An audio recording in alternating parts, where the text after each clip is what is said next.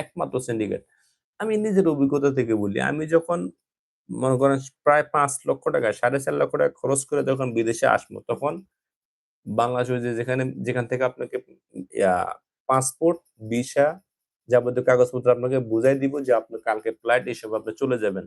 তখন আপনাকে বলে, তখন আমাকে বলে, সবাইকে মানে প্রবাসীদেরকে বলে যে যদি কেউ জিজ্ঞাসা করে কত টাকা খরচ হইছে সর্বমোট, আপনি বলবেন ৮৩,০০০, ৮২,০০০, ৮০,০০০ এমন।